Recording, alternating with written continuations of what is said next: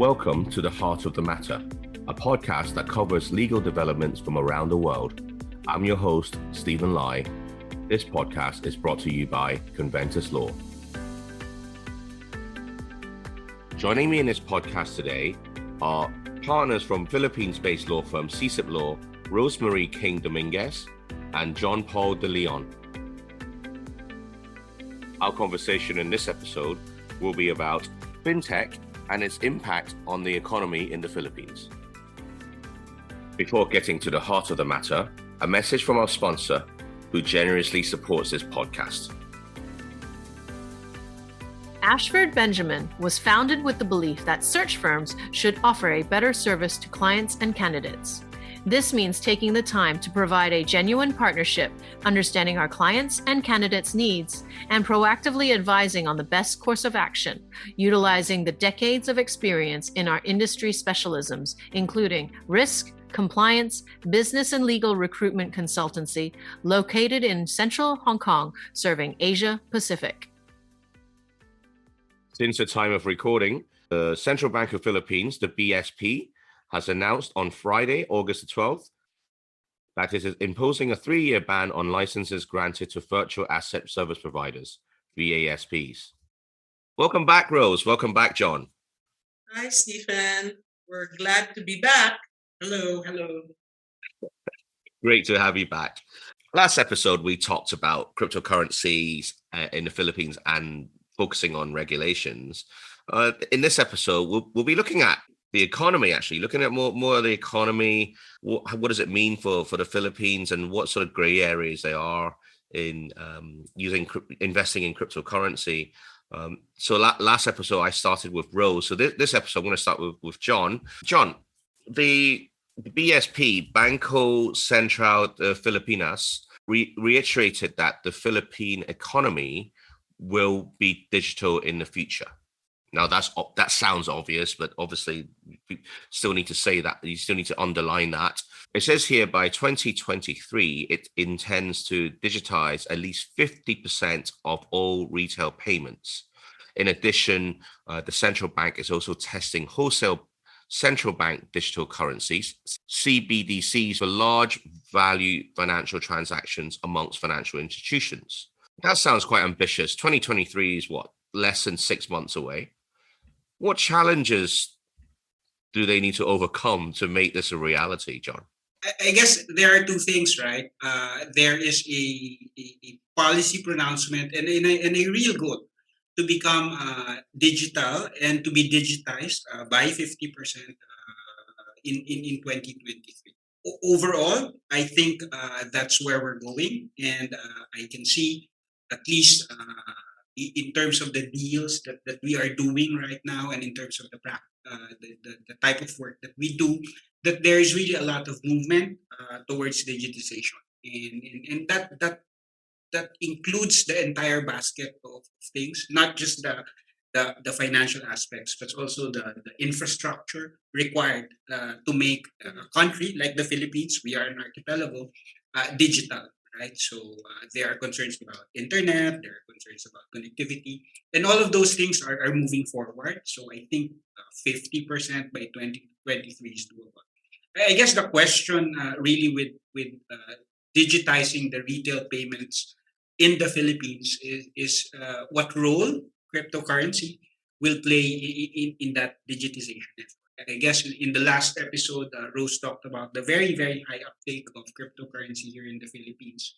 But I think we also touched upon the fact that most Filipinos would typically treat cryptocurrencies as investments. So they really keep it with, I guess, the hope of turning in a profit after of magically becoming a millionaire. Yeah, right.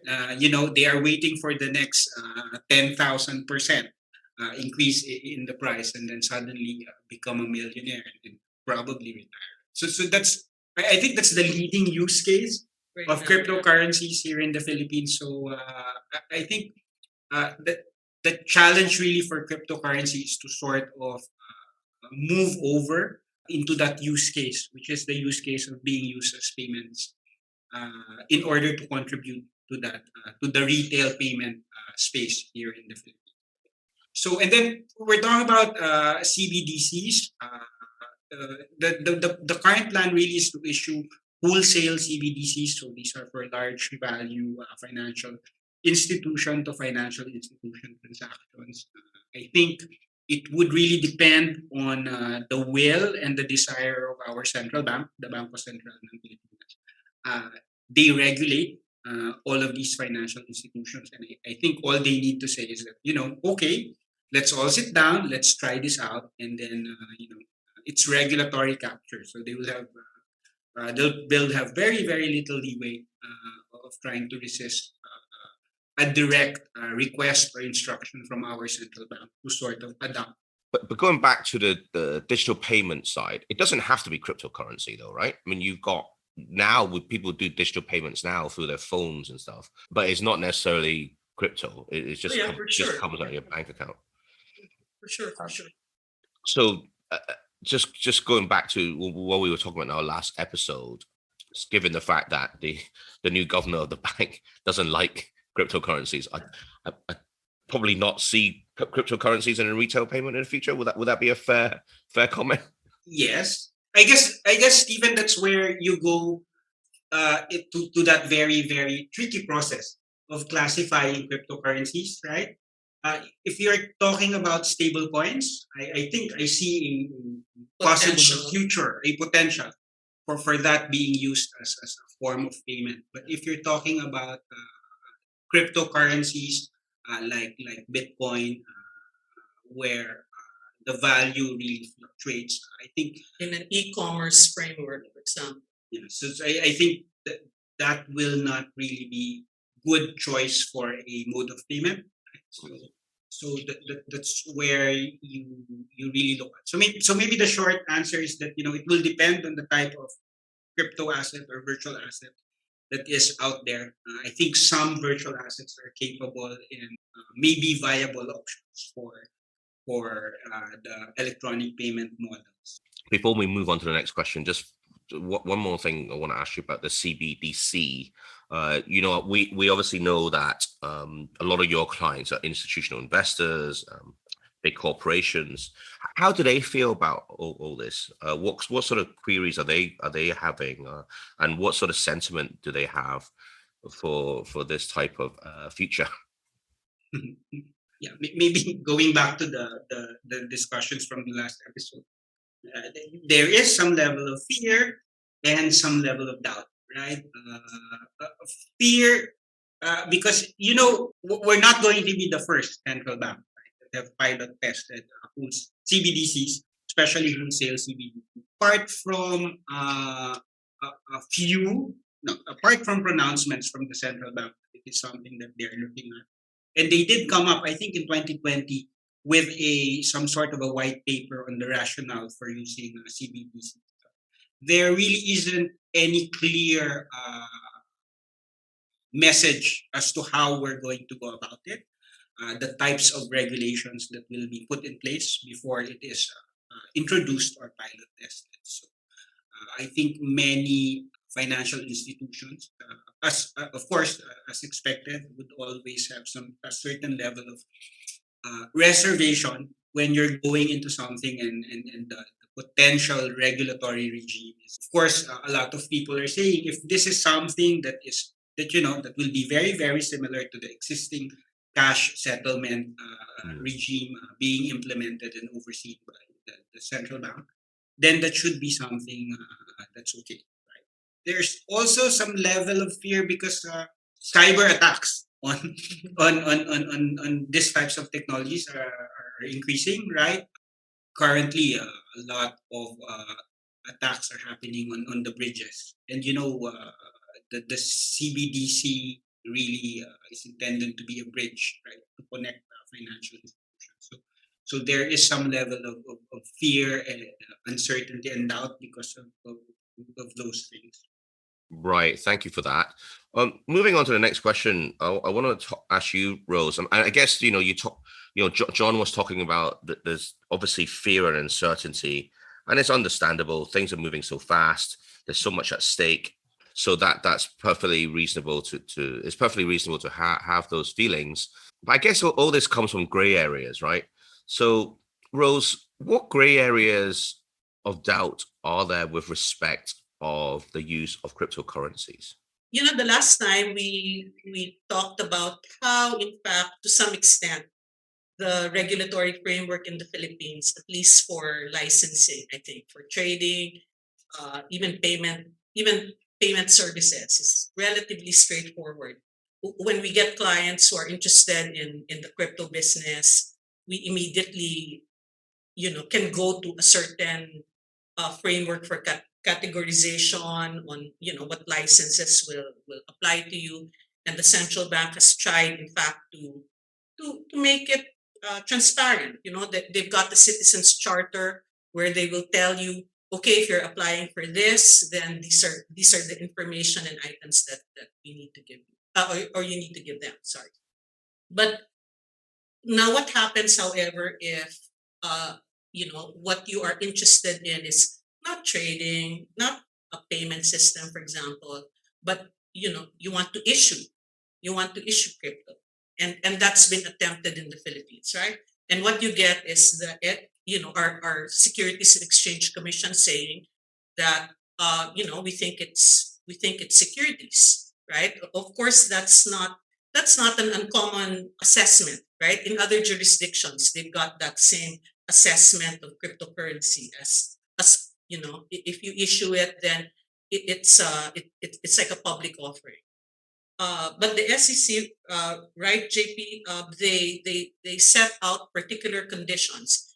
If you are ABC, then you are securities, and if you issue crypto, then you've got to comply with the Securities and Regulation Code. But what happens if those conditions are not there? Does that mean you're not securities? But then what are you, right? And so therefore, you've got that gray area of, well, gray area in the sense that, how are we going to apply the normal laws and regulations that apply to any personal property, for example, or asset, on this creature called cryptocurrency. There does appear to be a lot of gray areas there. It's a lot to unpack, Stephen. So just to give you a bit of illustration. So I'm going to ask JP here what he thinks, right? So for example, JP, crypto. Can I use cryptocurrency to pay the salaries and wages of my rank and file employees here in the Philippines? Well, Rose, I would say doubtful. Uh, See, doubt. you know, of course, you can move crypto and you can transfer crypto here in the Philippines. But if you're talking about employee wages, there is a whole set of legal requirements of being paid a full wage, right? And top of my mind, the question about the value of crypto fluctuating would be very problematic if, for example, you use it as payment of wages. Yeah, because if I pay you on the 15th and it has the value of 100, and then on the 30th it already has the value of 20, right? So is there diminution of benefits, for example? Yeah. I mean that's just one.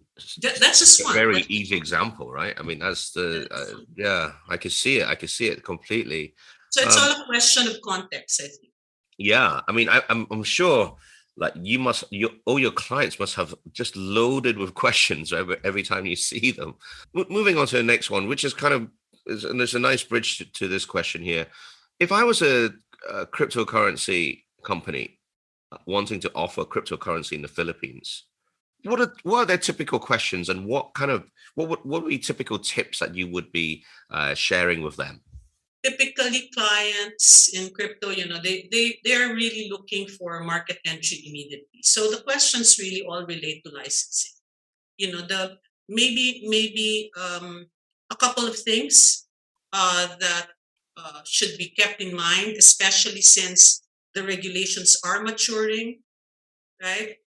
Or at least there's more experience in terms of just this licensing bundle, right, of considerations, they're going to have to start looking at how other laws in the Philippines, and I guess in other jurisdictions wherever they enter, how these other laws integrate and interplay and now impact on their business, considering that the crypto characterization, the crypto analysis, right, is only straightforward and clear when it comes to licensing. But there are other areas to consider. Just the examples, for example, that we were mentioning a while ago, as compensation, as straightforward payment.